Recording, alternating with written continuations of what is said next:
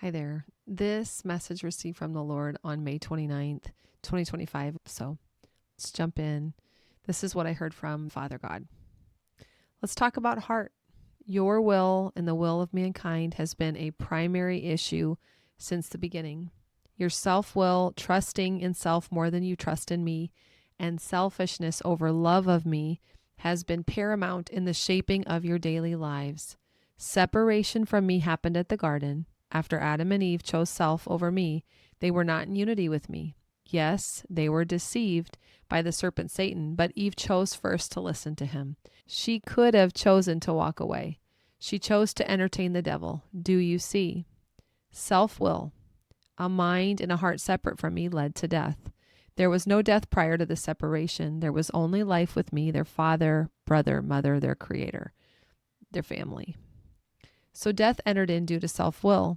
Jesus, my son, entered into this world to restore unity with me through the opposite of self-will. He chose only full dependence upon me through his life and into death on the cross. He was only obedient. He was in unity with me. Unity means we were and are one.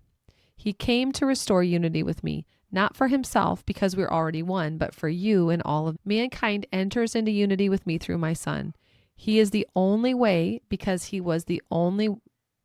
Mankind enters into unity with me through my son.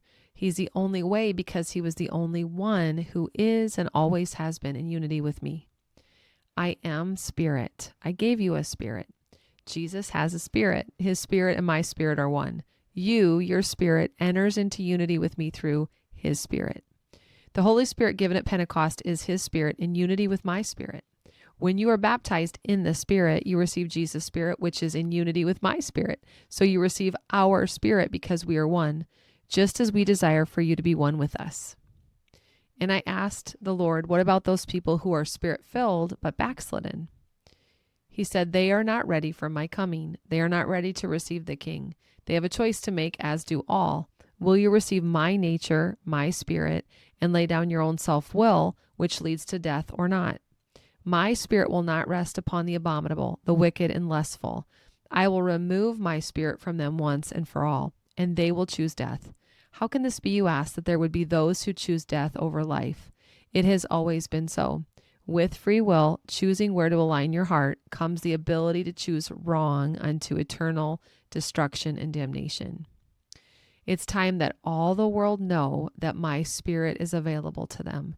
I want you to proclaim to all the earth that my spirit, the Holy Spirit, which is the spirit of the living God, Jesus Christ, in unity with Father God, is available to them if they choose to receive me. I asked about Jesus' soul when he died those 3 days in the grave. This is what I heard. Daughter, there are mysteries you may know and ones you may not yet know. It is not time for me to give you full understanding on that. What you can know is that Jesus' spirit and my spirit were united in battle against Satan and all the forces of darkness during that time that transpired on the earth's timeline of 3 days and 3 nights. Of course, there was no question of our victory. The blood of the perfect Lamb paid the price I had set to redeem my people. His blood was sprinkled on the mercy seat of the Ark of the Covenant with my people.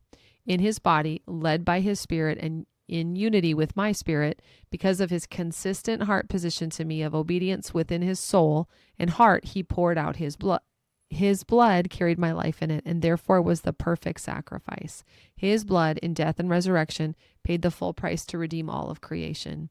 His blood lives and testifies of my life and love for my creation, from my creation. The King is coming, and his people are not ready. They are not yet clothed in righteousness. They are lacking the belt of truth and the breastplate of righteousness. They may or may not remember to wear their helmet of salvation.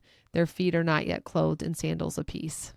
I said I think of Tholi because that's what we called our sandals with oil coming out of them.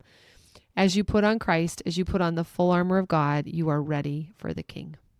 So that's what I heard from the Lord. This is all a part of the Bible study that I'm releasing in January called Preserve Blameless. I hope you'll look for it and join in. Thanks.